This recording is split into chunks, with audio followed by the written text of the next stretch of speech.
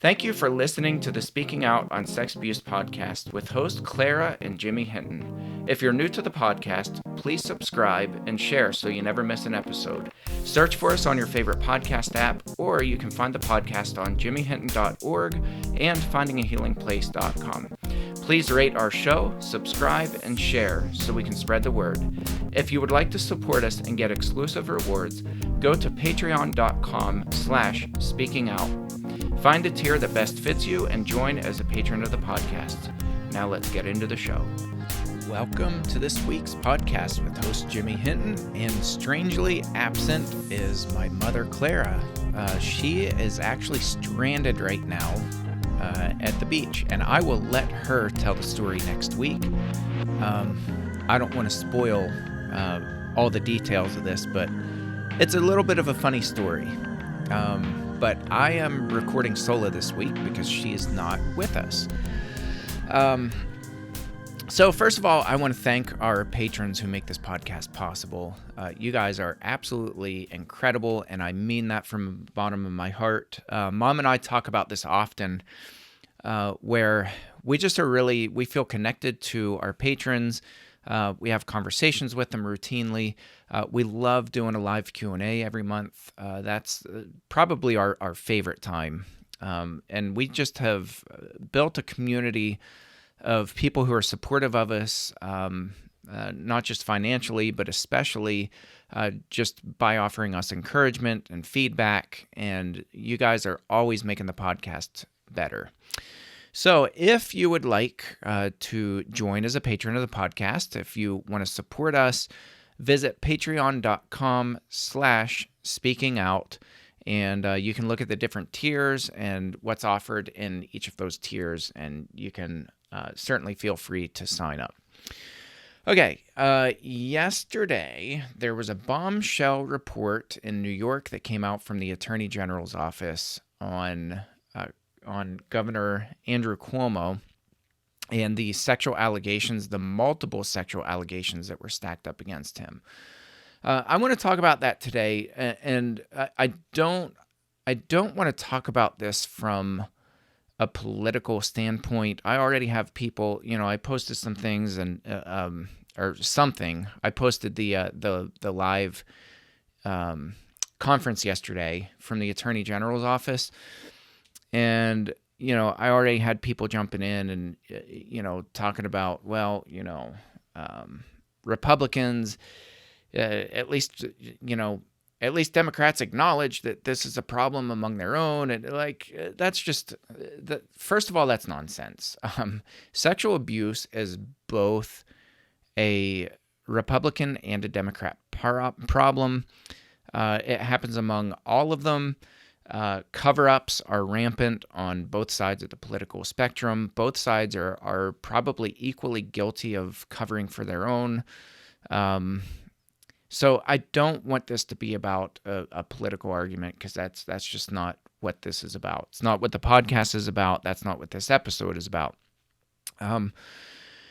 One of the main purposes of this podcast is for us to give people tools to be able to recognize abusive people. That's my specialty particularly, is being able to profile people and really get a sense of whether somebody is a safe person or not. I'm a little bit more hesitant, or a lot more hesitant, to label somebody and say, I know that they're an abuser. Because oftentimes, until there's evidence, we don't know that they're actually abusing and producing victims. However, we can tell with a pretty strong sense of clarity whether somebody's an unsafe person. And I wanted to talk about Andrew Cuomo because he's been on my radar for a very long time. The guy's just, he's a narcissist. He's a misogynist, and his brother as well. His brother has had sexual allegations against him by different women.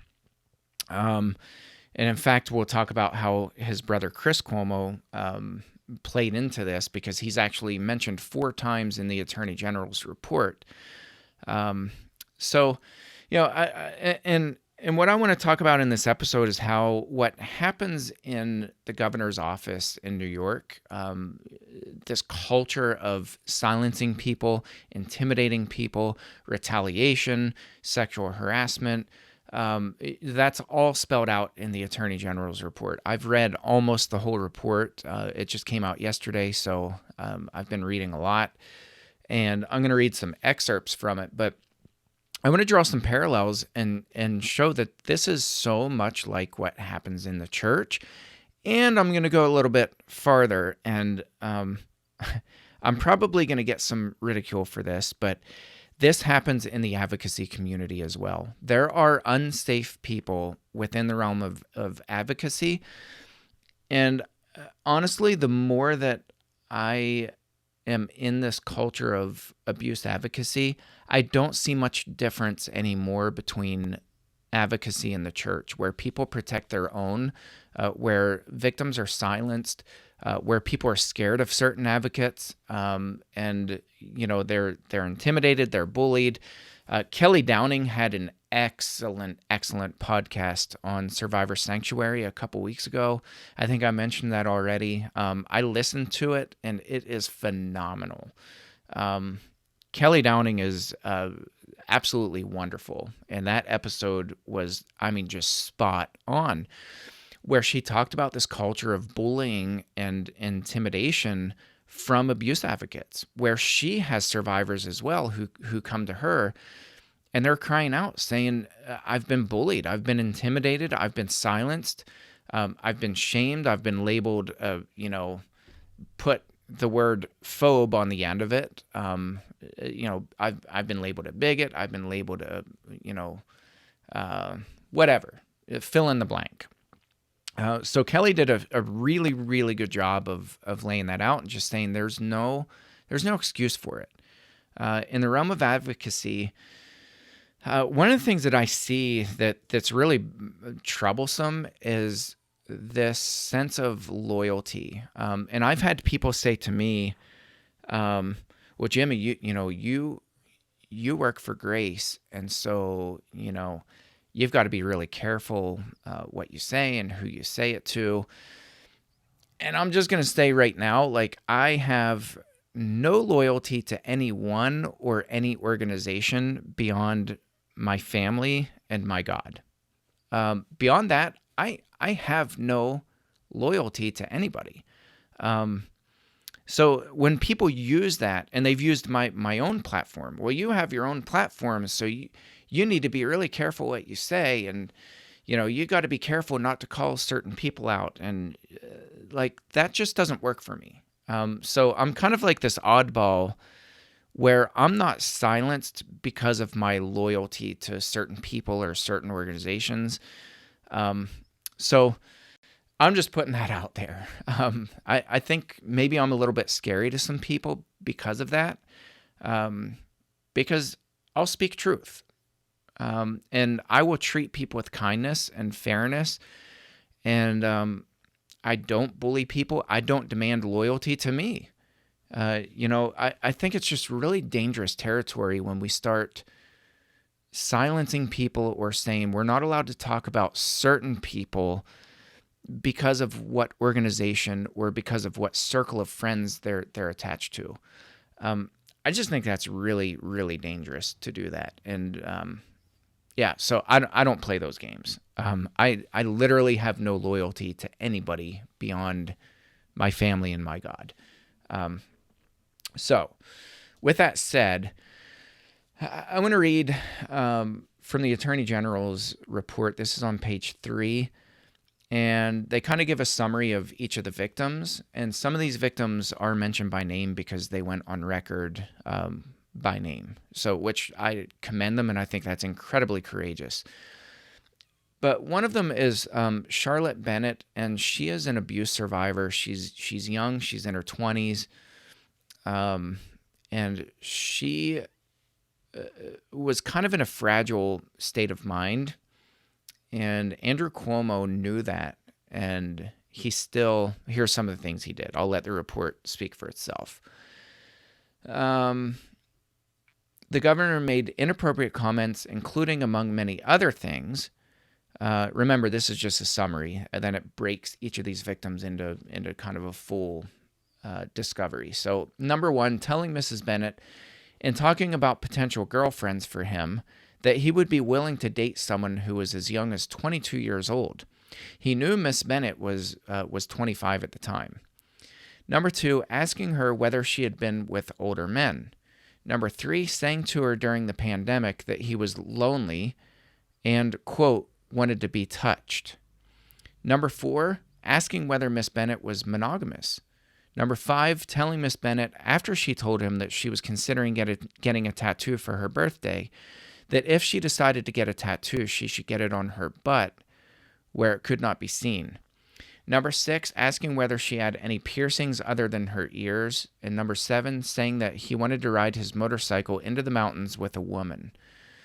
These comments by the governor, as evidenced contemporaneously in numerous text exchanges Miss Bennett had with others, followed and coincided with discussions she previously had with the governor about her having been a survivor of sexual assault, and made her extremely uncomfortable. Now, here's where it gets really, I think, important.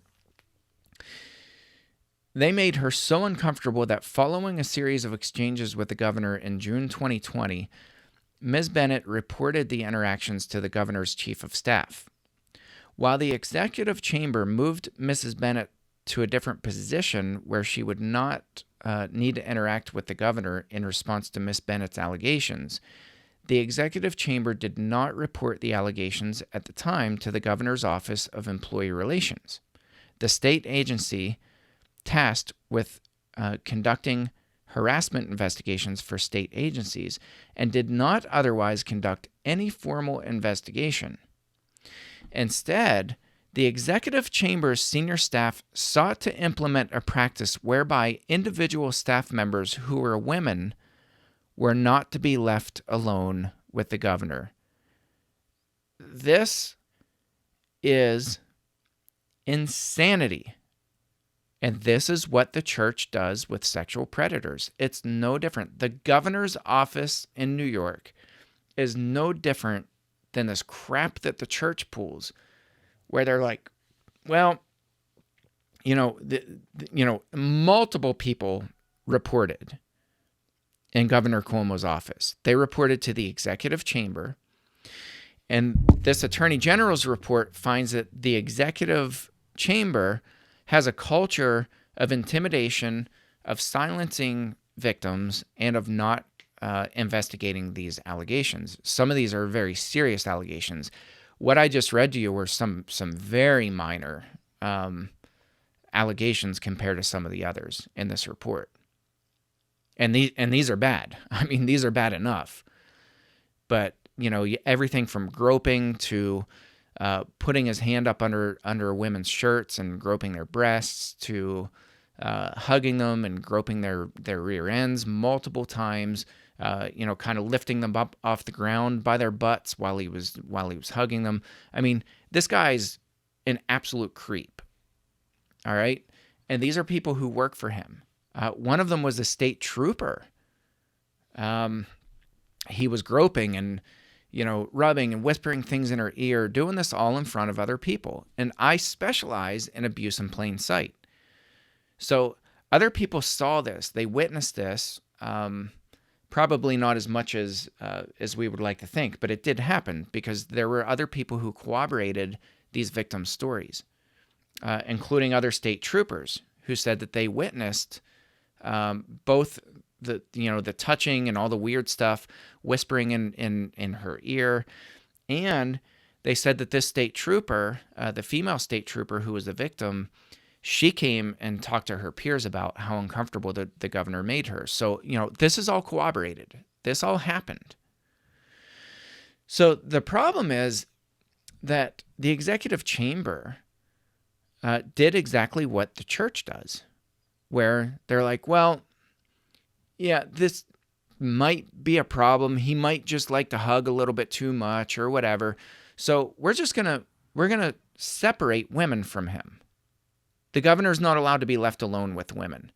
I mean, are we in third grade or second grade or kindergarten? right? That's the kind of stuff that my wife does at her preschool.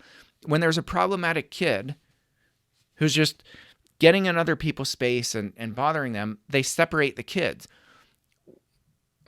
After a while, you've got to realize that separating adults from other adults is a really childish thing to do. What they should have done is investigated this like they were supposed to. And sure, separate. I mean, I'm not saying separating victims from the abuser is a childish thing. That's not what I'm suggesting. I'm suggesting that not even mentioning it to the governor and then separating him, saying, well, he's not really safe to be around women, so we're just gonna not let women be around him, including his own staff. Like, that's insanity. That's childish. What they should have done is investigated. They should have made this public. They should have let people know. They should have let other staff know. They should have put a bulletin out to all of his staff saying, there are serious allegations against the governor. We are investigating it. And as of right now, he is not safe to be around. So don't do it. Don't go anywhere near him. Put him on some kind of probation, something. But they didn't do that. They covered it up, and they failed to investigate it, and they let this culture go on. So one of the things that I have a problem with is that Governor Cuomo was touted by so many abuse advocates as this hero because of the legislation, the 2-year window that New York passed, I think it was a couple years ago. I think that was 2019, that Governor Cuomo signed it. He signed this legislation and was out there publicly talking about how much he cares for all survivors. And, he's really sensitive to abuse. And he's just kind and he's compassionate. And he's so honored to sign this legislation. And abuse advocates were like hailing him as some hero. And I just took a step back and I didn't say anything publicly. But I was like, this guy is, if you just watch him, if you watch his interactions, I mean, he's no different than President Trump was around women. The high degree of inappropriate talk, the locker room talk, the behavior, like this was all evident. And you could see that it was evident. President Biden, same thing. Like, the guy is an absolute creep. He gropes kids. He talks about how they play with the hair on his legs and like all the wildly inappropriate comments that he still makes towards little kids and women. It's just gross and it's not appropriate. And those kinds of things, when people are crying out, when victims are saying, look, you are making me uncomfortable, when you can physically see that people are uncomfortable, when you see people pulling back because they're being made uncomfortable, there ought to be some kind of investigation. Like, this culture that's in politics is no different than the culture that's in the church, and it's no different than this culture that's in the realm of advocacy. It's got to stop. People have got to stop making people feel uncomfortable. They've got to stop being misogynists and making rude comments and telling people that they demand their loyalty. It's insanity. We should never call people to demand loyalty to any person or any organization. That's just creepy, isn't it? Like, am I alone here? It's just creepy. When we're saying, like, you've got to be loyal to, this person because they're really wildly respected. My response is, are they respected because they're tied to an organization or because they're an actually decent person? Because there's a difference, right? So if people are treating you poorly behind closed doors, if you feel unsafe, whether it's an abuse advocate or a pastor or a governor or you name it, if you feel unsafe because this person is making you feel unsafe, and you start crying out, and the response is, but he's such a nice guy. You're no different and you're no better than all these churches that we're calling out. Abusive behavior is abusive behavior is abusive behavior, and it doesn't matter who the people are. We ought to be willing to speak out against it because it's just gross and it's wrong. And it shouldn't take a whole army of people crying out, a whole army of victims coming forward. It shouldn't take an attorney general's investigation to be able to call people out for this kind of gross misbehavior. So some of the other stuff, I'm just going to read some of this stuff. Forgive my pausing and kind of rambling here because I didn't highlight some of these, so I'm just trying to cherry pick, I guess, some of the really gross ones. Okay, here's one. This was Lindsay Boylan, page 4 of the AG report. Andrew Cuomo commented on her appearance and attractiveness, including comparing her to a former girlfriend and describing her as attractive. Number 2, he paid attention to her in a way that led her supervisor at ESD to say that the governor had a quote, crush on her, and to ask whether she needed help dealing with the governor's conduct. So here you have somebody, thank God, somebody witnessed it and stepped in and was like, do you need help handling the governor's gross conduct? Number 3, physically touched her on various parts of her body, including her waist, legs, and back. Number 4, made inappropriate comments, including saying to her once on a plane, words to the effect of, quote, let's play strip poker. And 5, kissed her on the cheeks and on one occasion on the lips. On and on and on. I mean, guys, I could go on for hours just on this report alone. Now, what's interesting about this is you get the whole family dynamic. And I get this a lot when I consult with churches or when I do trainings or when people are just reaching out to me. It's this, again, this loyalty to people, this peer-to-peer loyalty. This person's my peer. He's my co-pastor. He's my elder. He's my whatever. They're like, you don't understand what our relationship is and how important our relationship is. And I don't want to ruin their reputation by speaking out. I know that what he's doing is wrong, but I don't want to ruin our friendship, and I don't want to ruin his reputation. I hear that often. In fact, going back to Kelly Downing, she just had another podcast on what about people who say this is going to ruin their reputation. It's total crap. And I remind people, by you speaking up about this, you're not ruining their reputation. They're ruining their own reputation by shoving their hands up women's shirts and grabbing their rear ends and doing things like that. Like, they're the ones ruining their own reputations by doing these things. And shouldn't we speak up? And I also remind people, I'm not really the person to talk to about loyalty and how that overrides speaking out against abuse. I reported my own father. My mom was by my side when we reported my dad to the local police.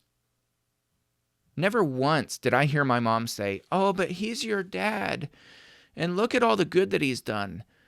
Never once did I hear my mom say, well, I was married to him for, 36 years, and, look at all the good that he did in his life. Not once did my mom say that. Never did she appeal to her relationship to him or my relationship to him. And never once did I appeal to my relationship with my father, because when there are allegations, there is no loyalty to that person. We owe no loyalty to anybody when there are facts that are right in front of us of serious allegations. We don't owe those people anything. I owed my father nothing. I owed him nothing.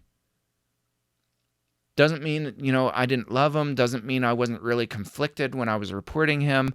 I write about that in my book, The Devil Inside. I wrote about how conflicted I was in that police station. It sucked. It was awful. but I owed no loyalty to him. What he did was indefensible. It was wrong. It was gross. It was inappropriate. It caused a lot of damage. And I owed him no loyalty. So we can't say that about Chris Cuomo, Governor Cuomo's brother. He works for CNN. And they've had some really bizarre exchanges, and that's a whole nother story. But the whole nose swab skit that they did on national news, it was weird, it was creepy, it was bizarre. I watched that and I was like, these two, like, people are literally dying of COVID, and they're turning around pointing the finger at people saying, look how bad they handled this, look how bad they handled mitigation, and they're causing people to die. They were pointing the finger all over the place doing that, and then Chris Cuomo comes out with this big swab, and they literally put on, it looked like a VBS, Vacation Bible School skit that you would put on at a church. Like, it was weird. It was strange, and I just watched it and I was like, what is wrong with these people?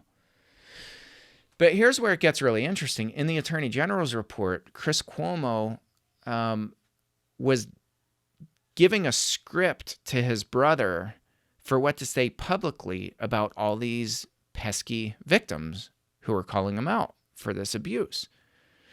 So this is an article that I'm reading in Apple News called, it's by David Bauder, Bauder, and the title is New York Report Details CNN's Chris Cuomo's Role Advising Brother. So here is this email exchange. So in the email, it was suggested that Andrew Cuomo say that, quote, sometimes I'm playful and make jokes. My only desire is to add some levity and banter to what is a very serious business. That's what Chris Cuomo sent in an email to his brother Andrew Cuomo. It's all about damage control. It's about, how do you portray your public image? Let me help you, brother. Let me help you to publicly look like you're a decent guy. Let me read that again. Sometimes I'm playful and make jokes.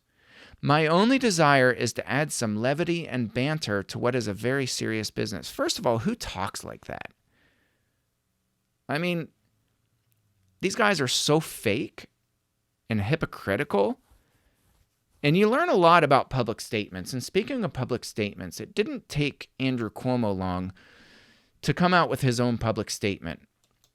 And for the sake of brevity, I'm just going to play the first part of his public statement that came out, and it's absolutely repulsive. So this came out yesterday after the AG's report came out.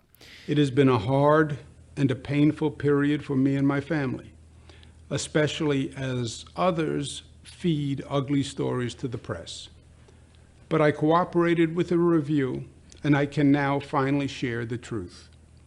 My attorney, who is a non-political former federal prosecutor, has done a response to each allegation, and the facts are much different than what has been portrayed.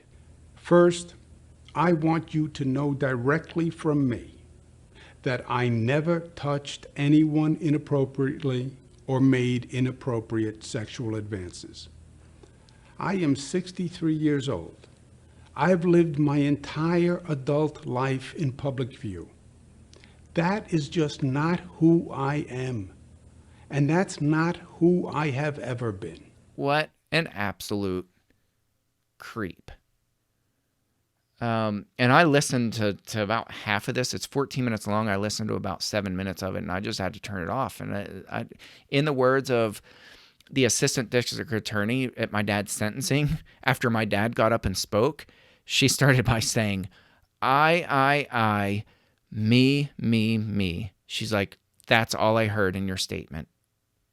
And I almost stood up and applauded her. The words I and me, I'm going to go back and I'm actually going to count how many times he said it. But Andrew Cuomo is an absolute narcissist. The whole time it was all about him This hurts me so bad. All these false things that are being said about me. It's just been so hard on me and my family. Me. He never says anything unless it's bad about his victims. And of course he doesn't call them victims. They're all just these women who he just doesn't know what they have against him and why they would make all this stuff up.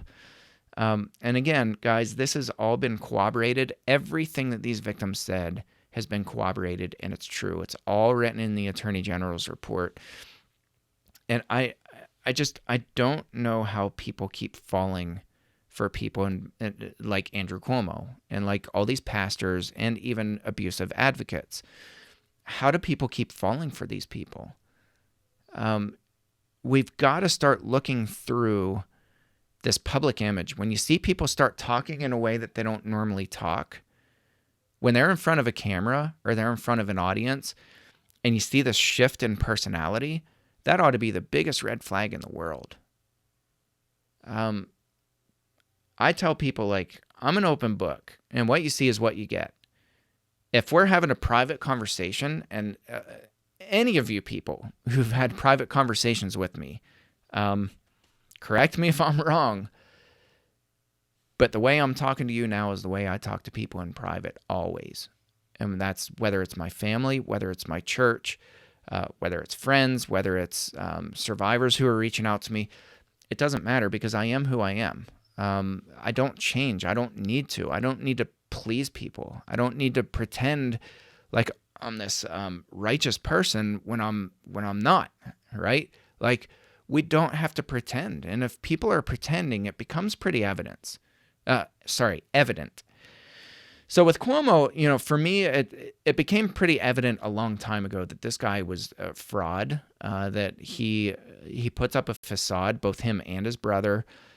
His brother has all these hot mic moments and, berating people. And he is an absolute abusive jerk. Both of them are.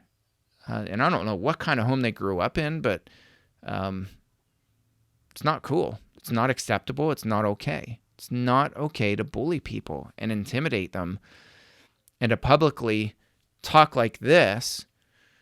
I'm so broken. Oh, me and my family. This has been so hard on me and my family. It's an act. This is all an act. And if we can't see through this, maybe we better start looking a little bit harder and just read between the lines and forget your loyalty to, I get loyalty. I mean, I get it to a degree, but for a moment, suspend your loyalty to whatever political party you're loyal to. Suspend it for a little bit and try to look at people objectively and stop saying, well, it's only Republicans who cover up for abusers. Look at Kavanaugh. Look at what they did there. It's only Republicans. It's just not true. And the flip side of that is, equally as strong. Well, it's only Democrats. Democrats, all they want to do is, kill babies and, whatever. That's not true.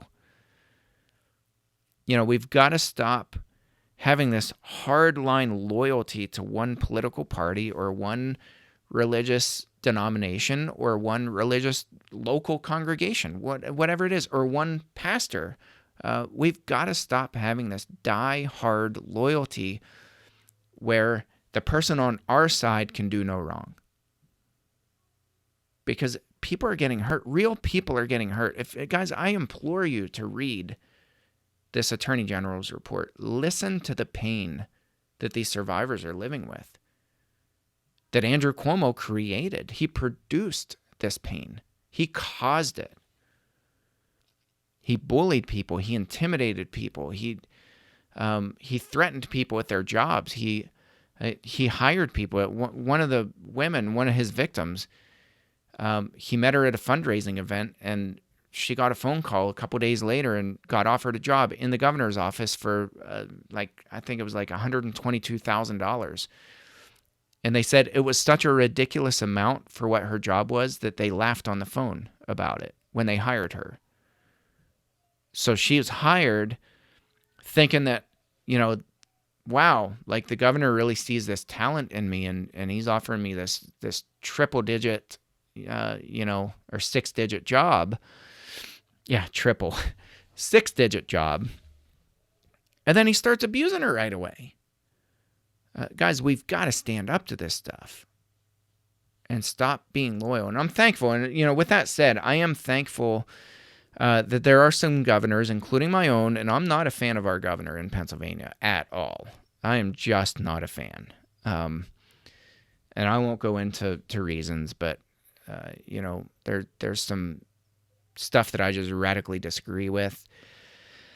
But I'm proud to say that our governor publicly signed a letter with 3 other Democratic governors calling for Andrew Cuomo to step down and resign. I think that's honorable, and I think we ought to call that out, as such, and say, like, this is pretty cool, actually. Like, that's promising that our governor, with all the disagreements I have, at least, excuse me, at least he's willing to stand up and say, like, I have no loyalty to Andrew Cuomo. I think that's pretty cool, and I think that's pretty noble. And I think when somebody does something right, we ought to publicly say that somebody did something right. So yeah, kudos to those 4 governors, Democratic governors, who stood up and called for his public resignation. I think that's pretty cool. So I'm going to wrap this up and just say, like, know that this culture exists, the same culture that's in Governor Cuomo's office of fear and intimidation and demanded loyalty, that exists in the church. It exists in politics. It exists in advocacy. It exists in just about every facet of every occupation that's out there. So beware when somebody starts demanding loyalty to them and they start appealing to their friendship and saying, well, I need you to stick by my side. I need you to be loyal to me. That is the biggest red flag in the world. Run from that person. And I mean that, because that's not safe. If somebody demands your loyalty to an organization or silences you and says, well, Jimmy, your relationship with Grace, run away. Because that's no better and no different than what the church is doing. It's no better. At the end of the day, we shouldn't ever have people warning us that, remember that, you got to be loyal to this person or this organization. Just beware. That's a very dangerous tactic, and that's what silences people, and that's what empowers people like Andrew Cuomo to keep on producing victim after victim after victim. All right, truth bomb for the day. View people objectively and don't allow them to demand loyalty to them. Don't allow them to do that to you. Thank you for tuning into this episode, and next episode we'll let Mom tell her story about how she got stranded at the beach. Thanks again, listeners, and we'll catch you next round. Thanks again for listening to today's episode. Thank you to our patrons who make the podcast possible. If you found it helpful, please follow on Spreaker and search for the Speaking Out on Sex Abuse podcast in your favorite podcast app. Be sure to hit subscribe and rate the show. If you believe in what we do, consider supporting the podcast by becoming a patron. And check out the cool rewards our patrons receive. Share with your friends and tell the world. Join us in speaking out on sex abuse so we can change the tides and prevent abuse.